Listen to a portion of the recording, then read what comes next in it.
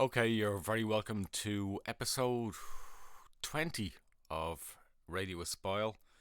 This is a bit of a special. You're not going to be hearing too much from me.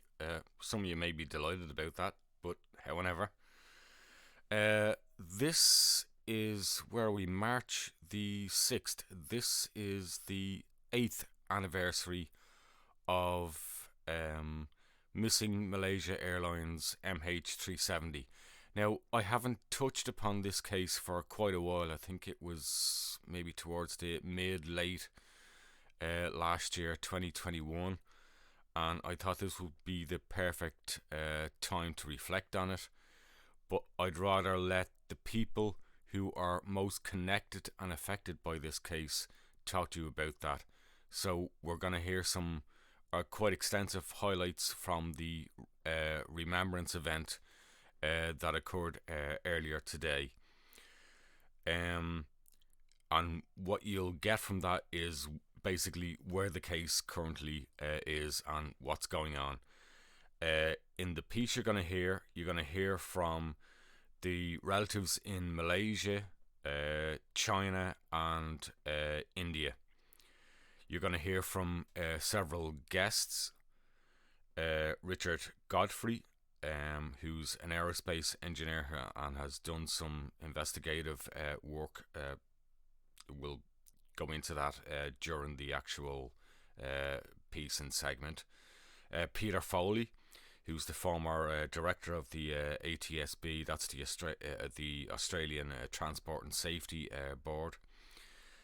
Oliver Plunkett, who's CEO of Ocean Infinity. They were the company who did the no fine, no fee last search in 2018. And towards the very, very end, you're going to hear a small segment from explorer and debris hunter Blaine Alan Gibson. Look, I'm not going to say any more other than my own reflections very quickly of this is that I'm still positive. I do believe that the subsea wreckage of MH370 will be found. It's not going to be found this year. Hopefully in 2023 or 2024 we will have a search to find the subsea wreckage. I remain positive. I think the relatives after today remain positive. Search on. Let's go to Grace Nathan, who is a next of kin of one of the passengers on board MH370, and she is your host for this presentation. And thank you for the MH370 families for putting this together. Thank you. God bless, and I'll see you in the next episode. Over to Grace. We are very grateful for all the people who have joined us via Zoom, the many people who have contributed to the search of MH370 and continue to push for the search of MH370. And we're also grateful to all of the people who are joining us on Facebook Live from all over the world. We thank you for your continued support. Next, as we know that in this search for MH370, Malaysia remains in the center of it all. The decision for the continued search rests greatly on the shoulders of the Malaysian government. In coming towards this 8th Remembrance Event, we did approach the Malaysian Minister of Transport, and we asked him if he would like to share a few words about where the Malaysian government stands on the Search On campaign. And they have provided us with a pre-recorded video, and we're going to play that for you now. The video was made by our Transport Minister Yang Berhormat Datuk Wee Ka Siong. We'll play that now. Friends and family of Flight MH370, today our memorial marks almost 8 years since the fateful tragedy of the MH370 disappearance hit us, the families of the victims and all who were affected by it. As Minister of Transport for Malaysia, I am grateful to be allowed to say a few words for this moment. Together with you, we take this moment to honor the memory of the 239 passengers and crew members who were on Flight 370 8 years ago. We will always sympathize with your loss and the pain many still feel as a result of that tragedy.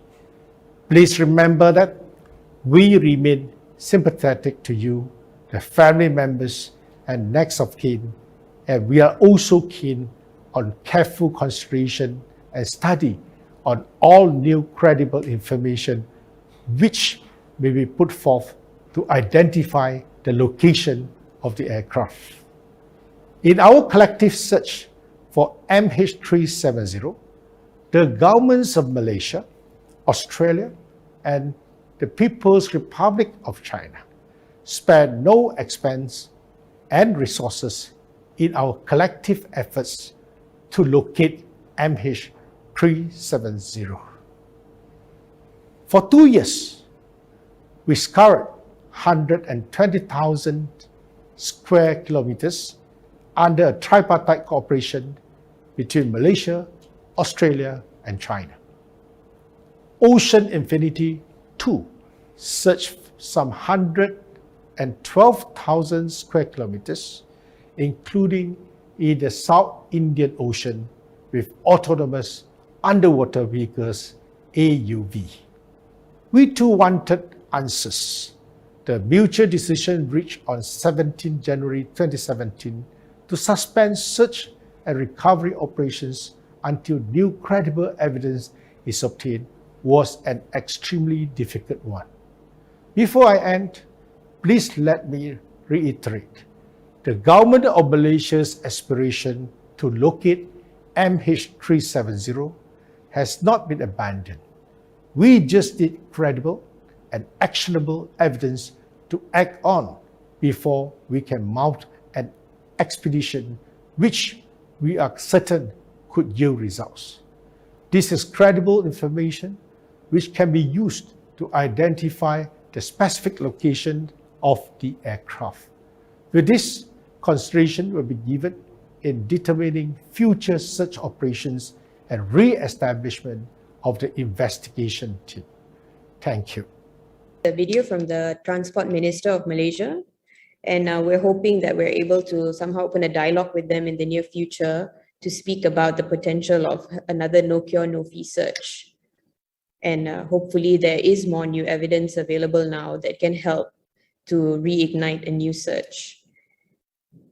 So the next item on the itinerary this afternoon is a vocal performance by Patrick Leong. For those of us who have been following the Search On campaign from the very beginning, from year 2015, Patrick needs no introduction. He has been composing all the songs that we use for our events. He has come to every single event. He has performed at all of our in-person events. And now he has even composed a brand new song just for this year. And he's going to perform it live now. So we'll be hearing, all of us who are watching this event now will be hearing it for the first time. Thank you, Brother Patrick, for your hard work and your continued support. We're very grateful to have you with us. Let's listen to Brother Patrick's song. For those of you who are watching from Facebook Live, the lyrics were posted a while ago. So if you want to sing along, you can also look at the lyrics. They're on the MH370 Family's Facebook page. Thank you so much, Grace. And the song itself and the lyrics speaks of the continued message, to search on for MH370. May I present to you, Searching for You.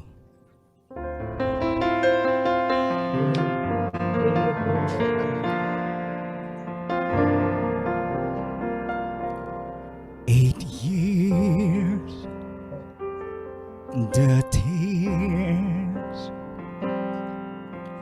won't ever stop, will never change my love for you.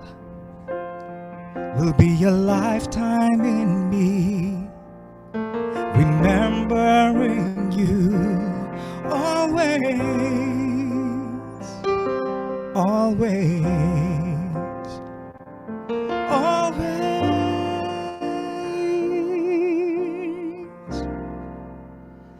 As long as time remains, I'll be right here. As long as the sun still shines, you'll be mine. As long as you're not here, I'll search for you. No matter how far or how long, I'll be searching for you.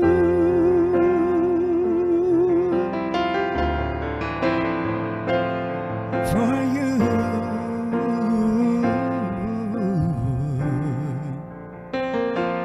8 years, all the tears won't ever stop, will never change my love for you. Will be a lifetime in me, remembering you always, always, always.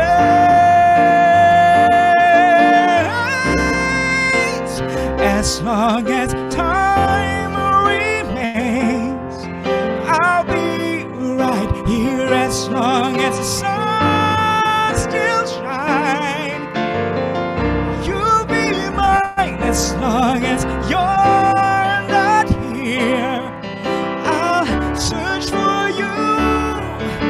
No matter how far or how long, I'll be searching for you.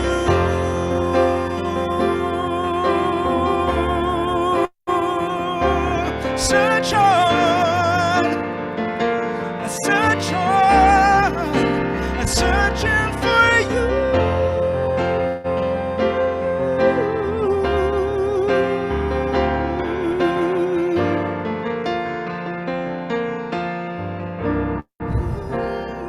As long as time remains, I'll be right here. As long as the sun still shines, you'll be mine. As long as you're not here, I'll search for you. No matter how far or how long, I'll be here when you need to come home. No matter how long you've been gone, I'll be searching for you.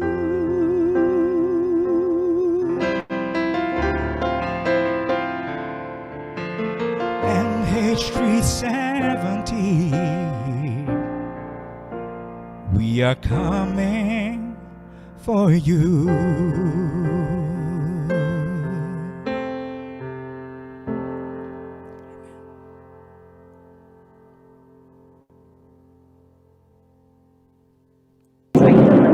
Which is a presentation by Richard Godfrey on his recent research that has produced results regarding the WSPR DD-T-AAA MH370 flight path. We'll let him join us now. These are the latest developments in the search for MH370. Thank you, Grace, and hello to everybody. Allow me to start on a personal note.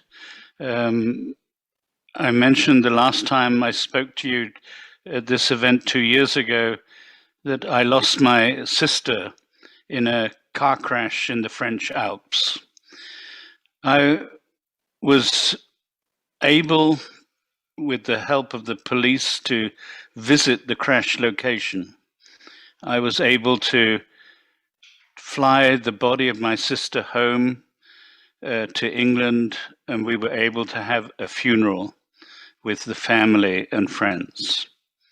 I am very mindful that you are not in the same position that I was back then. You do not know the crash location, and you're not able to have a funeral or memorial for your loved ones. So I feel very much with you and join in the prayer and the song that we have just heard. What I would like to do is to bring you up to date on the latest in our work on trying to locate MH370. I will share my screen so that we can see what I presented to you last time. So more recently, we have used not just the Inmarsat satellite data and the fuel data, but we have used also whisper data, which is radio signals sent out by radio amateurs around the world. There are hundreds of these signals every 2 minutes. The Inmarsat satellite data is around about every hour in the Indian Ocean. But the whisper data allows us to track MH370 much more precisely every 2 minutes. You can see all of these dots on the map that I'm sharing of the flight path. And the crash location that we have worked out from this whisper data is around 33.2 degrees south, 95.3 degrees east. This is about 2,000 kilometers west of Perth in Australia, in the middle of the ocean. It also is the location that a number of oceanographers, there are 7 studies by different oceanographers that come to the same location, in particular by Professor Charita Patiarachi of the University of Western Australia.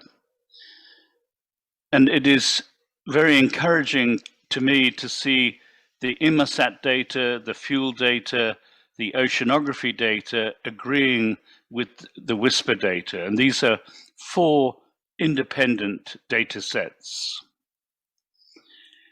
One interesting thing about the flight path, apart from the fact that it was not a straight line due south, was a holding pattern around the waypoint Pakra off the coast of Sumatra. A holding pattern for 22 minutes, and it is interesting to ask the question why there was a holding pattern. Was there some communication going on? Was the pilot checking whether he was being followed? Or was he just biding time to work out his next move? The flight path using whisper meets all of the arcs which are determined by the Inmarsat satellite data. So it matches the 1st, 2nd, 3rd, 4th, 5th, 6th, down to the 7th arc. And that is an important fact, that the data matches up. But how does this whisper work? This is the debris that we have found in the Indian Ocean, which I mentioned earlier. Charita Patiarachi came to the conclusion of 33 degrees south. And now, with this whisper data, what we have is hundreds of signals, radio signals, crossing the globe. And when these radio signals cross the path of an aircraft, it is possible to detect changes in the signal level and in the frequency. And we can then use these signals from various radio stations which intersect at the point where the aircraft is to be found, and then we can track the aircraft all the way across the Indian Ocean. And we are about to publish, we published the flight path at the end of last year, and we're about to publish a new paper explaining in detail exactly how this technology works.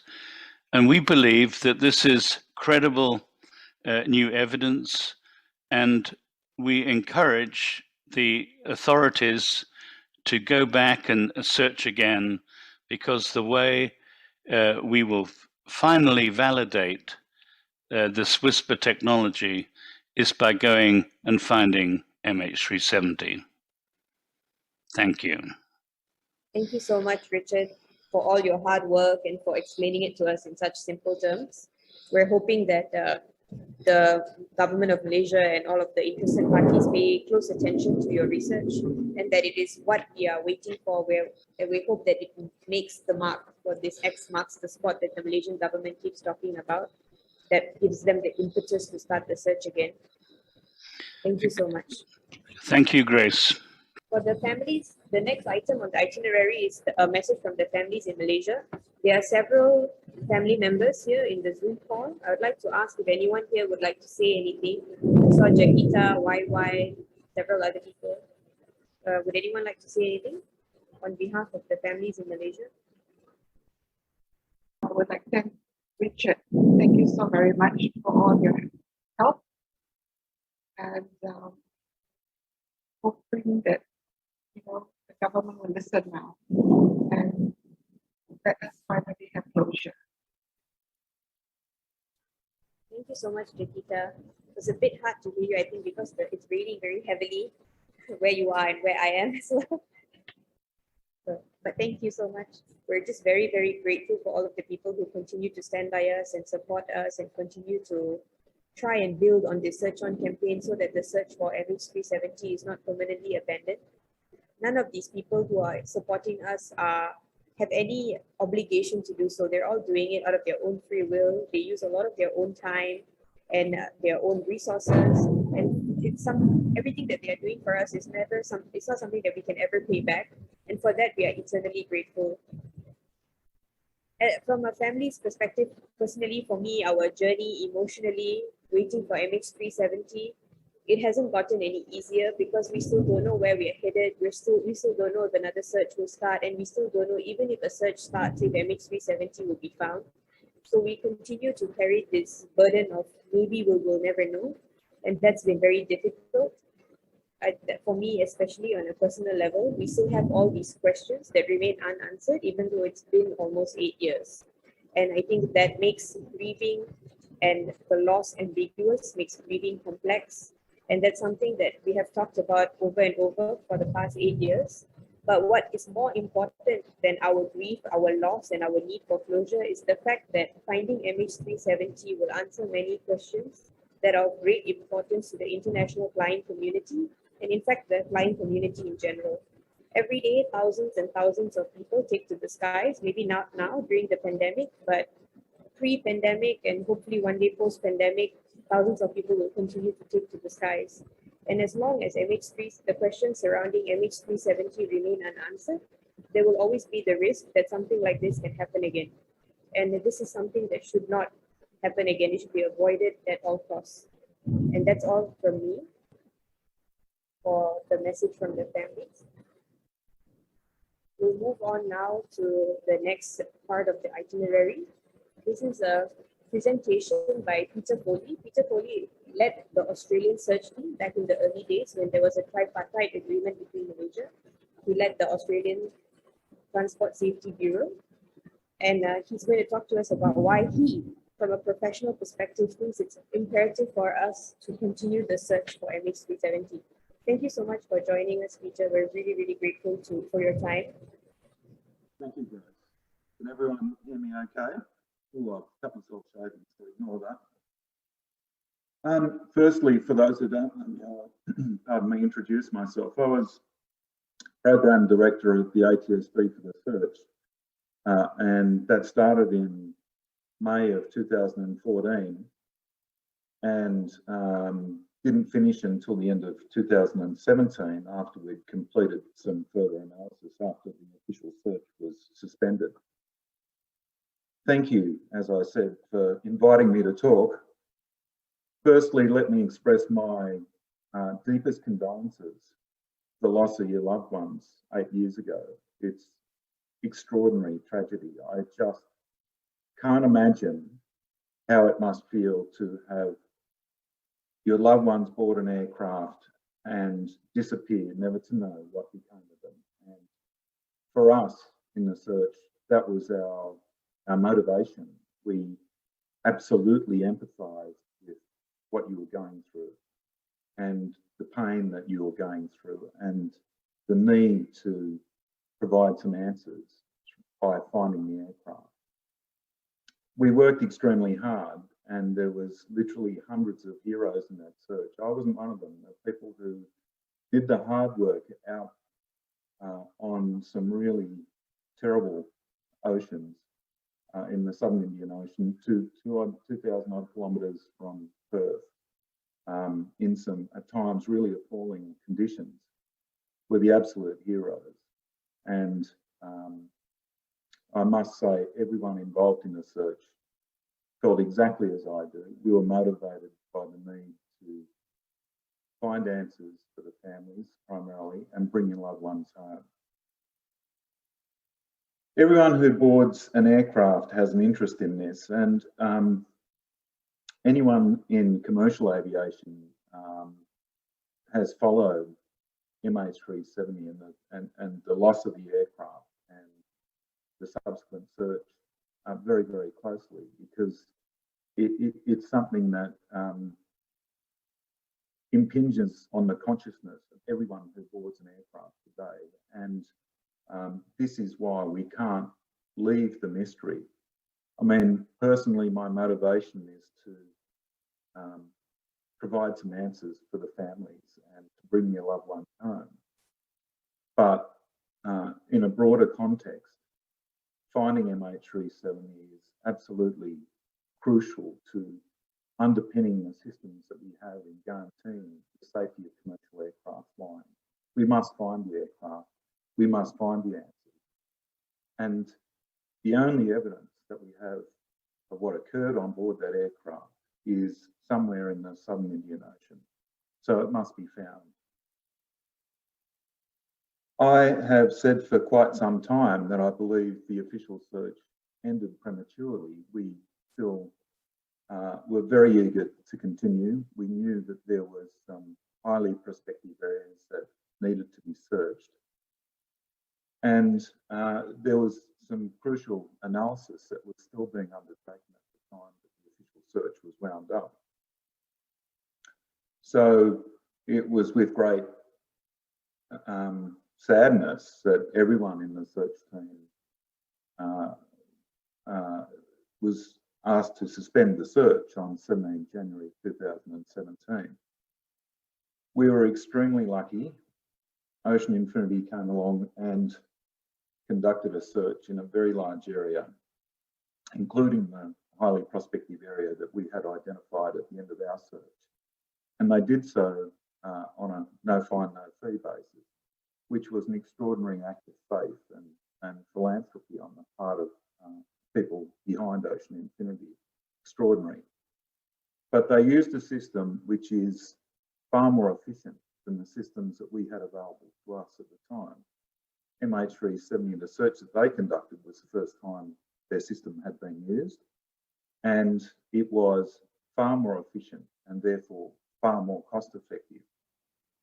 And while in combined, we searched 230,000 square kilometres, and for the most part, it was very, very thoroughly searched. What remains is somewhere less than 100,000 square kilometres for where that aircraft could possibly be. This is only a single search season using Ocean Infinity's search system. 100 good days of searching in the southern Indian Ocean will guarantee success. And while Richard's area is a great place to start, I urge everyone to think about the continuation of the search to the point where we can absolutely guarantee that we'll find that aircraft. And absolutely guarantee that there'll finally be answers for 239 families. Let me also point out the responsibility for finding MH370 lies with the Malaysian government. They are the state of registry. There is no need for the Australian government or the Chinese government to agree to a new search. The first search by Ocean Infinity was a decision made unilaterally by the Malaysian government. They can do so again and propose even similar terms, no fine, no fee. And were they to do so, we would be searching again this season, which starts in November. It would be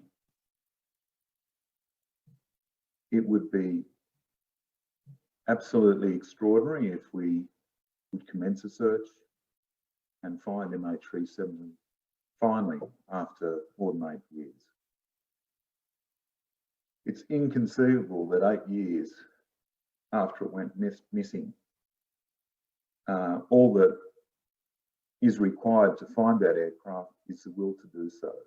There is no risk for the Malaysian government if they agree, once again with Ocean Infinity, a no fine, no fee arrangement.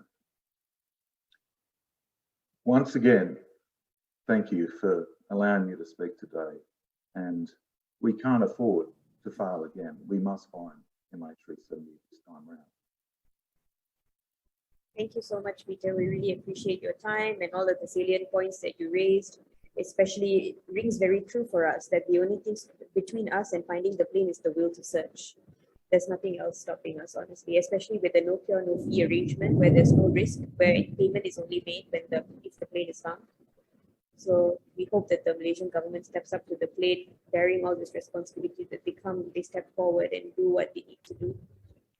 Thank you for your support. Thank you for your continued support. Pleasure, Grace. Lovely to see you too.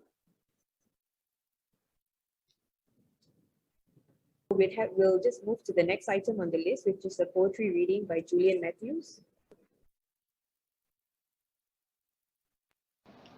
Hi. Hi, thank you, Julian, for agreeing to do this. I know the request was quite last minute, but thank you for agreeing to do this. We look forward to listening to your poetry. Thank you. I'm very honored to be here. I didn't lose anyone directly on MH370, but like most Malaysians, we felt strongly for what had happened. I was just 1 degree of separation from at least 4 of the people on board. My cousin and my close friends were MAS staff and knew the crew. My college mate who's in this room lost his wife, and my wife lost her colleague. So the first poem is called 1096 Nights. It was written 3 years ago. 3 years after the incident, which amounted to 1096 days. 1096 nights. I imagine you pristine and untouched. Your eyes are shut. Your head bobs ever so gently. Your unfeathered hair wafts in the slow motion to the current. Once I ran my hand through that soft hair when we got wet in the rain. You are strapped in tight. You always were a rule follower. You paid attention to the in-flight safety demo, tugged on the fastened seatbelt twice, just to be sure. An unseen hand now unshackles you. You float up and across the aisle. You drift out the open door, blue and radiant. Up and up you go from the cold, briny dankness. The warmth fills you as you ascend. A bubbly circle of pure air surrounds your fragile frame. You rise as I arise this morning. into the light. Not 3 years as the unprecedented mystery headlines repeat, but for the 1096th day.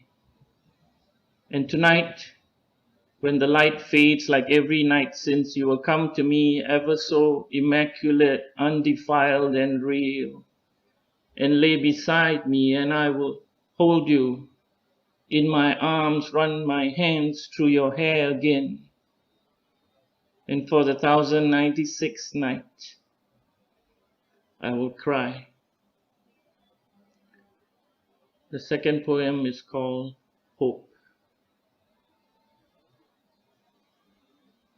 Hope is the cold metal hanger in my heart where I hang the coat of all my warm memories of you, which I put on to feel your hug, your firm arms around me. Hope is the candle I light and relight in my mind, remembering all the ways you glowed, all the ways we melted into each other. I keep the flame lit so I can still feel the burning longing for you to come home, to see grace in these shadows. Hope is the light I leave on all night, every night, awaiting your return. Hope is a kite on the high wind I hold on to this unfurling string, unwilling to let go, even as you get smaller and smaller in the distance in the blue sky. I shade my eyes as you merge in the lap of the light. Hope is stubbornly willing this line between us will never ever snap. Hope is the ship you last boarded, waving your goodbyes from the handrails. Hope is me waving right back at you, port side, my arm hurting as it gets heavier and heavier, and you further and further with the passage of time. Hope is your silhouette in the horizon, bobbing on this sea of heartache. Hope is the salty tears I cry on nights like these that could fill the ocean between us. Hope is this piece of the broken plane I found on the beach that you may have brushed against lightly as you walk down the aisle. This drifted debris I hold in my trembling hands. Hope is placing my ear against it, cheek against shard, to listen to your message within. I dreamt again of you last night. Like the 1,000 dreams before, you grinned cheekily, your eyes smiling as you stepped through the front door. I asked you, demanded, where have you been? And you reached out, pressed your palm against my chest, my honeycombed heart, and replied calmly, sweetly, here, always here, my love. Hope is knowing that is true. Hope is awakening to that truth. Hope is the only home I know. End poem. Thank you very much. Thank you for having me. Thank you so much for sharing your beautiful words with us. Thank you for your time and for joining us. Next on the itinerary, we have the pre-recorded message from the families in China. They've also joined us here today on the Zoom call. I'd just like to check China. Hi, everyone. Hello. Hi. Is there anyone who would like to say something before we play the video? Yang Hui, would you like to say anything before we play the video? So as you know, Jiang Hui wrote us a big speech in Chinese. So I'm worried about the maybe you don't understand Chinese. So I would like to read by English. It's okay? Yeah, sure. Go ahead. Okay, right now. The speech prepared by Jiang Hui. So I just read it and translate it into English. Okay. Like this. Dear participants, ladies and gentlemen, we are MH370 Chinese passengers family member. MH370 vanished has been 8 years. We have waited for the truth of MH370, and the painful tears has been dried. In the past 8 years, some of our Chinese family members had not waited for the day of plane found and left this world. But no matter how long time and long as the plane and the relatives can't be found, will never give up. After Malaysian government stopped the searching, there isn't any further information. But the WSPR technology studied by the British scientist Richard Golfey was recognized by the Australian Ministry of Communication search team. The search opportunities finally appeared. We have once again strongly calling, please ask the Malaysian government to resume reward searching and do as long-term enforcement mechanisms. Our Chinese family is willing to sponsor the establishment of this reward fund. Moreover, further after 2018, we have never seen the interim report from the Malaysia government. We learned through the Chinese Ministry of Foreign Affairs that Malaysian Ministry of Transport informed the family on February 21st that the 2018 security investigation report is the final investigation report. We feel that it's an action of stealing the beam and changing the column, which violates ISO's requirement to issue an interim report every year, and it's an irresponsible act. Second, we also learned that Malaysia Kuala Lumpur High Court has made a judgment without any prejudice in 2021, requiring the Malaysian government to pay $16,000 US. We hope that the Malaysian government will pay assistance as long as possible and unconditionally to the families of the 9 Chinese passengers who have not yet resettled. We also have to call the Beijing Court of China to conduct an interim immediate judgment of the passenger family in Beijing as soon as possible. In the past 8 years, most of the compensation, which is not to reconcile the family, did not get a penny, which caused the families into a difficult situation, even no money to see doctors. This compensation is also the source of funding our family members to set up a search fund. Again, we call on Malaysia Airlines. Your promise, physical assistance has not been implemented. Let our family members self-funded response is irresponsible. Refusing to pay the proceeding compensation is irresponsible. It is to push them into a depressed situation. Finally, on behalf of the Chinese passengers family member, thank you to the passengers today. Thanks to the Malaysia family members to organize the event. Thanks to family members of all countries for this joint efforts. Thank you, Richard Golfey. Thank you, Peter Foley. Thank you to the Ocean Infinities. Thank you to the attention and support from media. Finally, we still want to call no search, no fund. Searching must be going on. Chinese family members, thank you. Thank you so much. The next 15 from China. Next, we have Oliver Plunkett, the Group CEO of Ocean Infinity. Ocean Infinity is a private company that searched for MH370 from January to June 2018. To the best of my knowledge, Ocean Infinity is the most technologically advanced company in the world, capable of searching for MH370. And they had done the search in 2018 on a no cure, no fee basis, meaning that the Malaysian government was not required to make any payment unless the plane was found.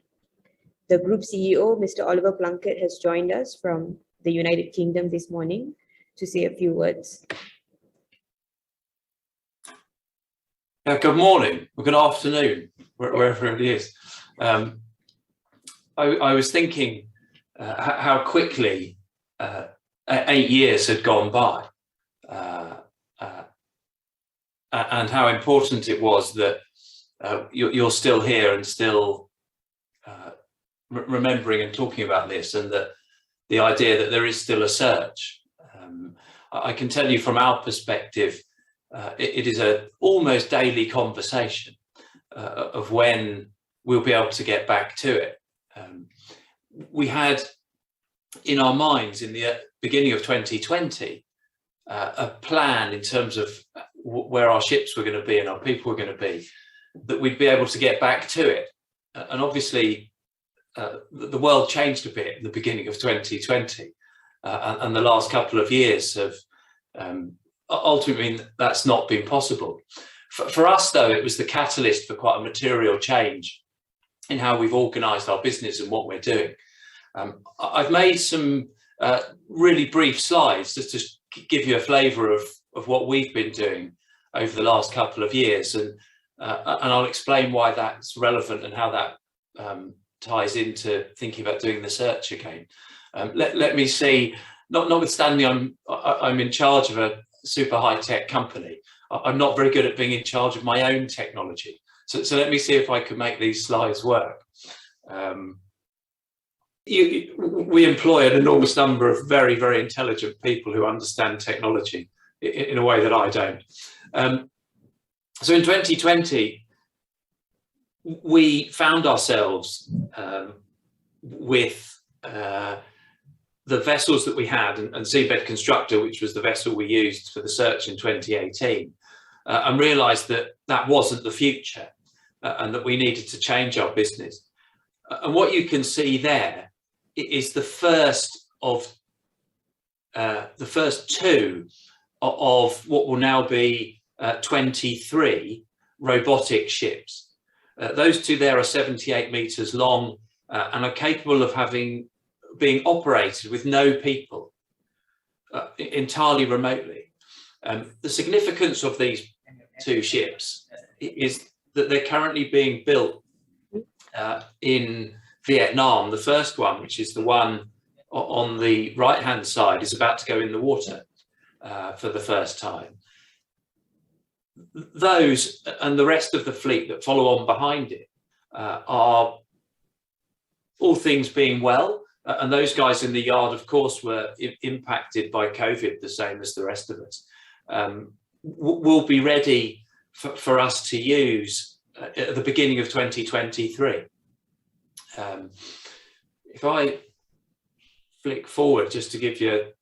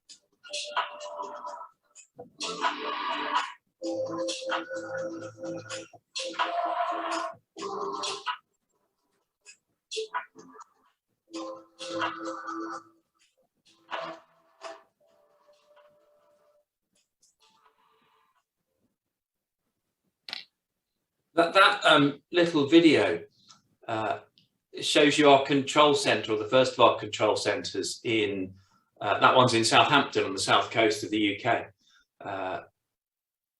will end up with others around the world.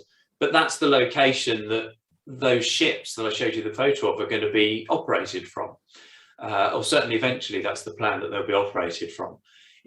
Between now and then, they're capable of or need to have a light crew for the operation of the AUVs that we'll use to do a search. The point really is that for the last couple of years, as we transitioned through COVID, we've taken that step in technology and invested even more heavily. At the same time, we've not forgotten, as I say, the search for MH370 is almost a daily topic of conversation on one level or another. And the team have been doing two things. One is thinking about where we would search in 2023. And the second is reviewing the data from the original search to make sure that there was nothing that we missed. It is hard, perhaps, to comprehend the scale of the task and the size of the area we're searching relative to the small size of what we're looking for. Subsea search is difficult. So looking back through the data again and again to check that we didn't miss something is perfectly right. Let me explain to you what this picture shows. Towards the top in the middle, there's a yellow dot. That's a search box based on the work that Richard's done. And we've been in close contact with him, and the guys have reviewed that work. The red spot reflects a sort of centre of where we might search based on the work of other people from the independent group.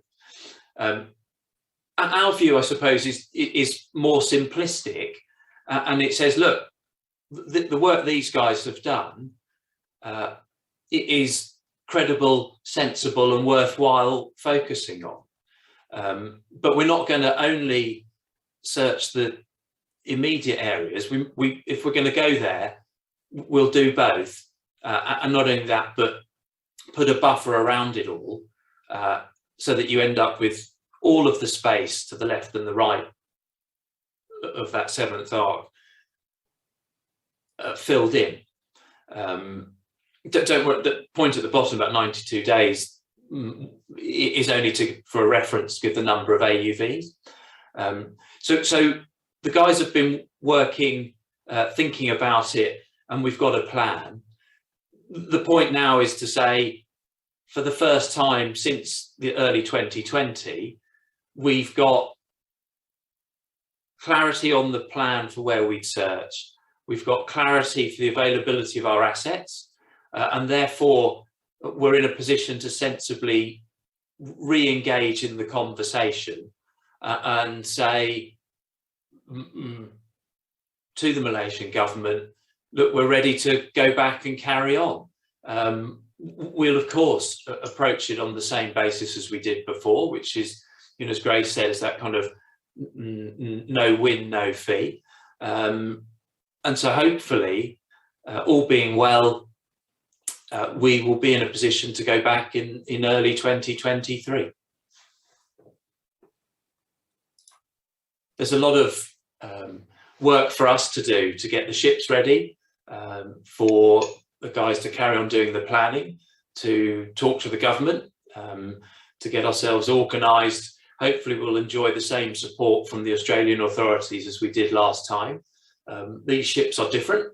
They're probably the most modern cutting-edge ships in the entire world. And one of the things we're dealing with is the regulatory framework for a ship that can be driven with no person on board, because it doesn't exist. So we'll need the support from the Australian government to operate too. But it is our hope and desire to be back carrying on the search at some point in certainly the first half of 2023. Thank you so much, Oliver, for your time. And it's very encouraging to hear that all of you at Ocean Infinity are ready as early as the beginning of next year. we hope very much that the Malaysian government steps up to the plate and agrees to another no cure, no fee search. We're also very encouraged to know about the breadth and width of the location that Ocean Infinity intends to search, and really quite surprised to see how quickly it can all be done. When we're used to in the past, like searches spanning many years, and even your earlier search, which was very quick already, this seems to have halved in time. The previous took 6 months, this taking 3 months, just slightly over 3 months. It's all very encouraging. So we're very, very grateful that you've taken the time to come and share this news with the world, with everyone who's watching, with everyone who's listening. Very encouraging for us next of kin. I think it's safe to say, especially personally from me and the next of kin, that this is our only hope, I think, at this point of finding MH370. And it's not in it's in the best hands that it could be in with Ocean Infinity. And we're so grateful that you've kept us in mind all these years. We know in the past, we've always troubled you at the very last second to give us a pre-recorded video. And this year you've come yourself. We're very touched and we're very, very grateful. Thank you so much. Sentiment of what Pete Foley was saying is absolutely right. So, you know, we totally agree with that. So it's something that is important in itself. It's important for you. And if you're Ocean Infinity and you believe that you're the best people in the world at seabed search, it's important for us. So it is not something that we've forgotten or we will forget. And we want to come and do it. There's a lot of stuff to sort out between now and 2023. So, but we're going to try and make it happen. And if not, it's 2024. Yeah. Definitely. We're just happy to hear that everyone's motivated, not planning on giving up anytime soon. We're happy to support the endeavors of Ocean Infinity in any way that we can, by lobbying for the search to go on and being vocal about wanting the search to go on for many reasons that go beyond our need for closure. Like I've said in the past, it stands to benefit the aviation community and the international flying public. And again, thank you so much for your time. Well, look, I'll be in touch because there's some work to do together in that regard. Yeah. Great stuff. Cool. Look, lovely to see you all, and thanks very much for giving me a chance to come and chat and share these thoughts. Thank you so much. I'm going to invite our co-organizers, which is Naren, our next of kin from India, to say a few words, followed by my dad, Mr. Nathan, to say a few words to thank everyone who has participated.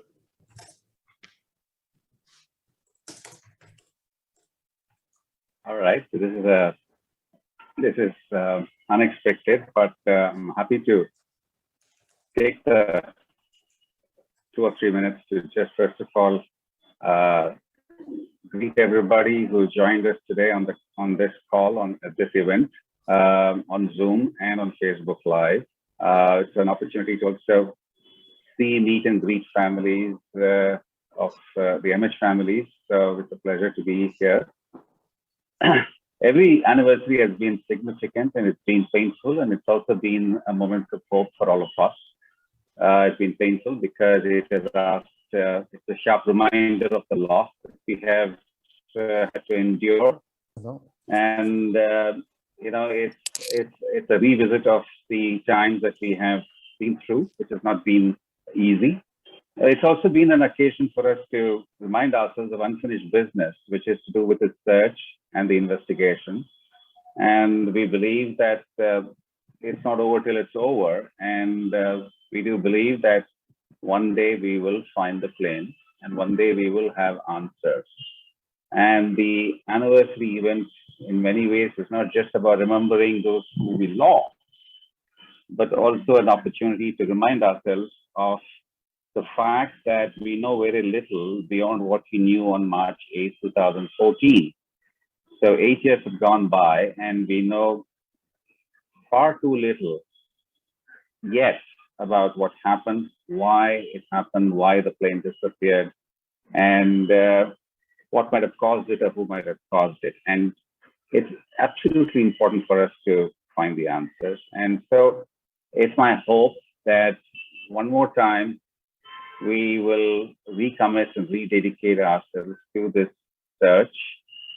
I just hope that we will continue to press on with the science that makes all of this possible and not let our egos come in the way I just hope our interactions remain cordial and civil, even with those who we may not always agree with. And I hope that we will be accommodating and understanding of people who may not have our way, our language, and our ability to get across in meaningful ways. And I understand, and I think that everybody wants what's for the families and for the public at large. And our ways and our means and our language and our approaches may be different, but we should not lose our ability to be able to speak with each other in a way that furthers the overall purpose. And that's my appeal to everybody here and elsewhere, and to other families as well, that we stay connected, we stay together, and we speak in one voice, and we express ourselves in a way that best exemplifies us without necessarily letting our differences overwhelm all that we together stand for. So I would wish everybody all the very best, and I would also take a moment to say thank you to Patrick, to Peter Foley, to Richard Godfrey. I think you've been doing a lot of the heavy lifting in the last few months, and I know that it's not been an easy task. And to Oliver as well, we really look forward to a lot of the work that is ahead, and we hope to work together.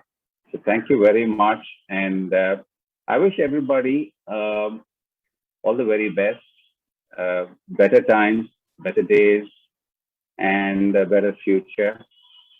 That's my fond wish, and all the very best. Thank you. Thank you so much, Naren. The next person one of our co-organizers is Mr. Perenba Ranganathan, my father, would like to just thank everyone for who's here today. Hello, everybody. A pleasant day, a pleasant Sunday to every one of you. I rarely speak much in these events, but this year I thought that I want to say thank you to some people specifically. First of all, I would like to thank everyone who has been keeping us in the loop. As we remember the 239 souls on board the MH370, we are very grateful that the world has not forgotten us.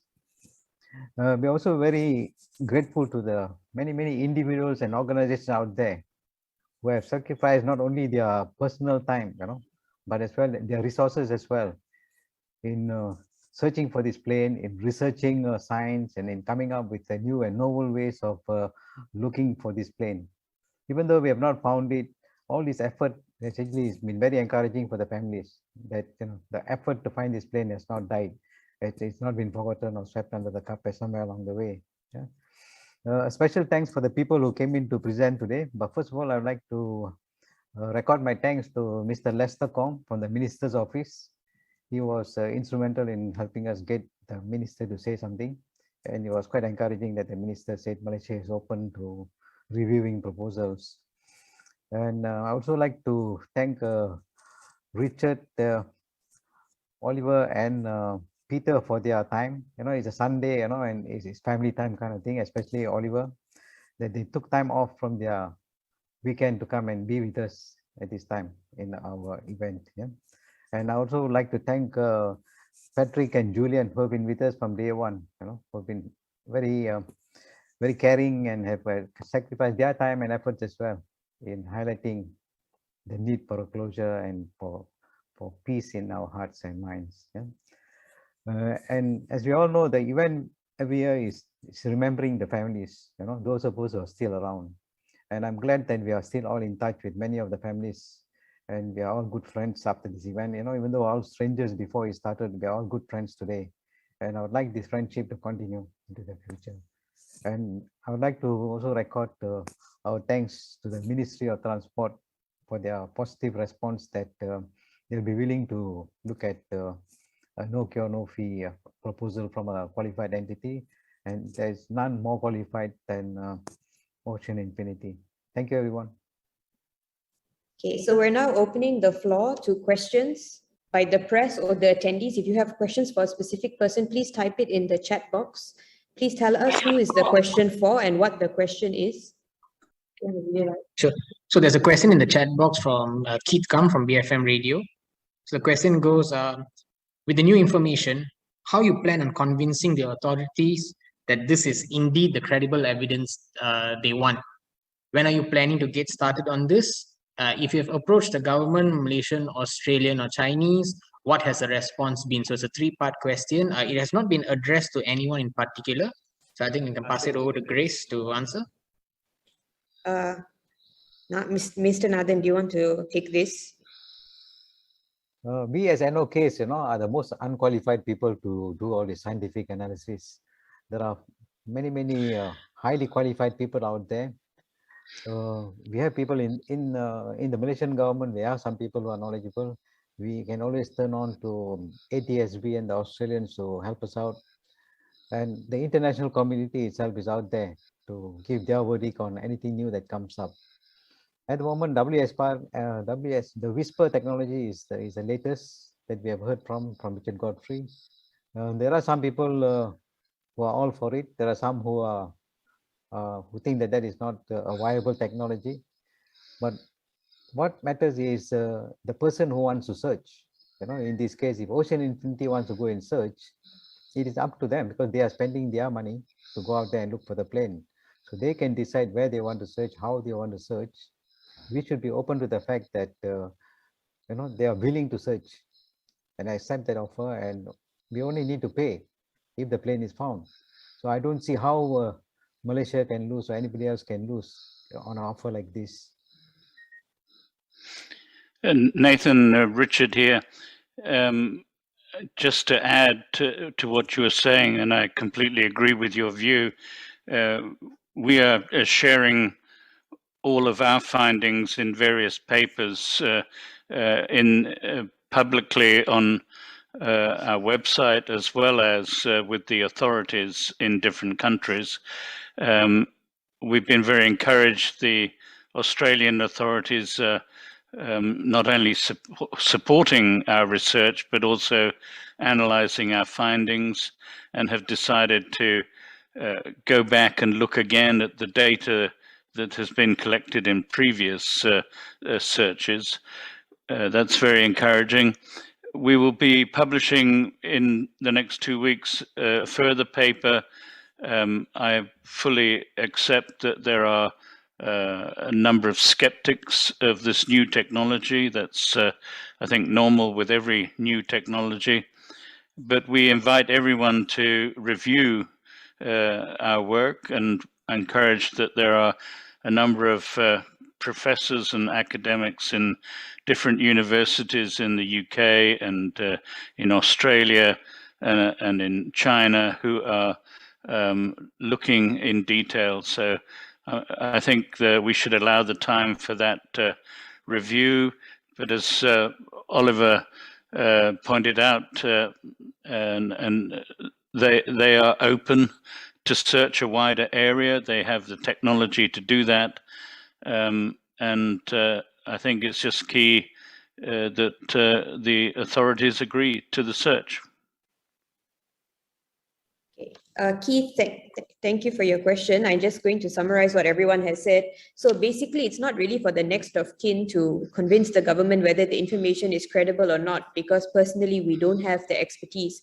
But I think what we are trying to say is that if you look at the surrounding circumstance, the evidence surrounding the findings and what we have available to us now, and the fact that the ATSB in Australia is taking it seriously, the fact that Ocean Infinity is taking it seriously, the fact that many experts are taking it seriously, this means that evidence that we have, or the new research that we have, is credible. So, and that should be enough for the Malaysian government.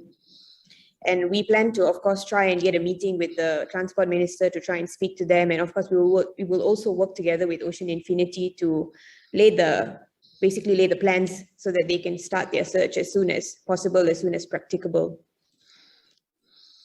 Can I just add, I always thought that the need for credible evidence was really to make sure that it wasn't a waste of time, and that there was some basis to go and do the search and not keep going and keep going. And keep people's hopes up when there was no real hope. So for me, in terms of thinking how would I approach the conversation, it would almost be on the basis of saying, look, here's a good reason. Some really smart people have looked at the evidence again, found some new ways of looking at the evidence, some new information, some new data, and they think it's worth, that they think it's worth doing. So rather than being particularly worried about the expression credible new evidence, I think we need to remember what that was really trying to do at the time that the minister said it. And I think what he was really saying was, look, this is really important, so we don't want crazy theories and hopes up for no reason and wasting time, rather than there needing to be some completely new science based on something we'd never heard of before. That's how I've thought about it, and that's how I think we would approach it. And certainly the work, Richard's done, the work others have done, for me is enough to say, look, we're prepared to go back on that basis. We don't think it's a waste of time, and we don't think we'd be getting people's hopes up unnecessarily. Thank you so much for your answer on that. We have a follow-up question here from Keith again. This is addressed to Richard. So earlier you mentioned about skeptics. So what do you think people might be skeptical about here? I think there are two issues raised. One, the question, well, we've searched that area before. My answer to that aspect is it's very difficult terrain, very rugged. There are canyons and volcanoes, the ridges and cliffs. So it may have been missed. There's a small window that we may have missed it previously. Another skepticism comes from the fact that this is Whisper is new technology, but it's built actually on a long history of similar technology. There were patents taken out by companies like Airbus and Hensoldt back in 2005, 2010, 2013, using radio signals, using TV signals, using GPS signals to try and track aircraft. So we're building on that with the new idea of Whisper, which we have submitted to a lot of testing with the help of a former captain of Qantas and other experts. ATSB and AMSA shared all of their search flight data into the search area back in 2014 under a confidentiality agreement, which has been very helpful in our testing. So yes, it's new, but it is well tested. And we talked a lot about COVID, and the first person to invent vaccination was laughed at for 6 years by the medical community until vaccination was widely accepted. So there is always skepticism with new ideas and new technology. But now there are 22 vaccinations available, and there's vaccination available for COVID. And I hope everyone has been vaccinated in order to protect themselves. And I hope also in the coming year we will convince many more people of this new technology. Thank you so much for your answer on that. Any other questions from those in the call? Also, a final round of questions from the press. Any other questions? If you find that your questions are too difficult to type, please feel free to put your hand up through Zoom and we will unmute you to allow you to ask the question verbally. Questions are also open to other participants and to the next of kin. Sorry, we have one hands up from Blaine, who has been supporting the next of kin and searching for debris from day one. Hi, Grace, thank you. I just want to say that Julian's words in his poem described perfectly how I felt when I held the monitor case in my hands on Riake Beach. And I feel strongly the need to restart the search and find the plane. It was Professor Chari Patirachi's drift analysis that guided me to Mozambique and Madagascar, where I found the debris. And now Richard Godfrey is saying we should go looking in the same area that Professor Patirachi had indicated, around latitude 33. And the way to verify it is to go there and look. So I hope that the search is renewed and we find the plane. Thank you all. Thank you, Blaine. Okay, on that note, thank you everyone for joining us as we commemorate the 8th year since MH370 disappeared from the skies. Thank you once again from the bottom of all our hearts for your continued support, for journeying with us. Most of you here have been with us from day one, from the 8th of March 2014. And we thank you for all of the hope that you continue to give us and for telling us that you're going to stand by us through your words and through your actions. We are forever grateful. Thank you so much. And we hope that the search will go on and that the search will resume soon. Thank you, everyone.